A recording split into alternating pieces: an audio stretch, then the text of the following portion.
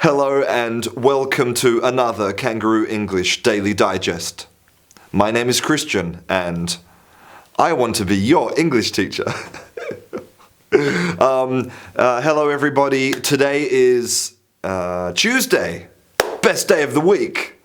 Tuesday's good because, back into the rhythm of things, of work, loving your job, loving life, I hope.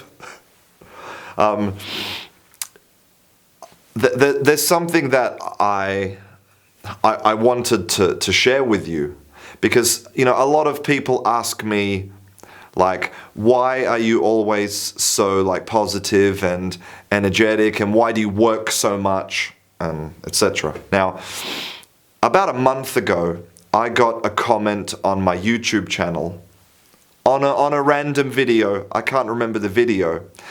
And the person said that, I don't know if it's a man or a woman, but they said that they were feeling really depressed, and they basically were contemplating suicide. They were contemplating killing themselves.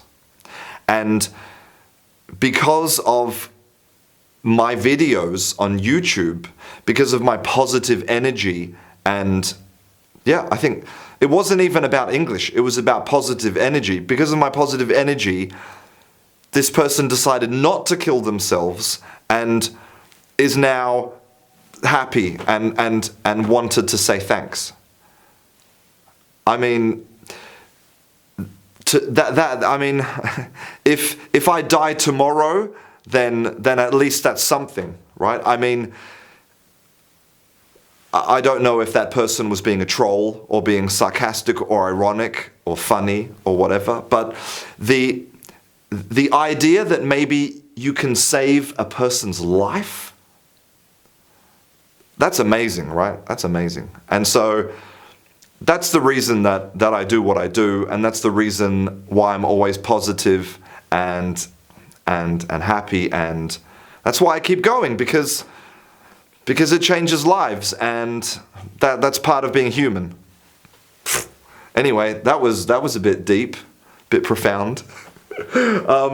Let's talk about today's word of the day. I'm going to try and tell a story. Okay, so today's word of the day is team. Now, I know what you're thinking. You're thinking, Christian, you spelt the word team incorrectly. It's team like this. Team. But no, this is actually a completely separate word, team. It's different but the same. Different but the same. Because basically, this team and this team, they come from the same root. So this is a verb, and it means to be overflowing with something. A large quantity of something. So, for example, you could say that the football stadium was teeming with people, or the train was teeming with commuters, or the party was teeming with hot girls. And it's similar, right? A team. Now, they come from the same root, basically, which means children. Okay, so your team is like your children, and you have a lot of children, so you have a team of people, right? Football team, they're like your children, and then you have a lot, so you have teeming with things. Now, and now I'm going to try and tell the story, okay? So, now, at the moment, Europe is teeming with people, right? I mean, the world is teeming with people. So let's look at some interesting places in the world, right? So this is my beautiful, look at this. This €2 dishcloth is much more effective than this €10 proper correct whiteboard eraser. I recommend the cloth. Okay, so, for example, in Europe we have the Mediterranean. The Mediterranean the Mediterranean Sea, Mediterranean countries. But what does it mean? Well, let's have a look. It means Medi and Terranean. Mediterranean literally means the middle of the earth. The Mediterranean. And in the Mediterranean, it's teeming with people and teeming with languages. And I saw this beautiful infographic. It's called an infographic. What a great word. It's a portmanteau word. Information and graphics brought together. Infographic. And it says, which languages would you like to improve except English? So they asked people in the Mediterranean, in Europe, which languages they want to improve except English. And a majority of Europe wants to improve their French. Why? No, I'm just kidding. French is a great language. And the second language that people want to improve is German. So it's French and German. Nobody is really interested in improving their Spanish. So that maybe tells you something about the mentality right now in Europe, the potential for the future for Europe for learning languages. And that can sort of lead us on to the next place, which is Mesopotamia. Mesopotamia. Yeah, I'm pretty sure that's how you spell it. Yeah, I think.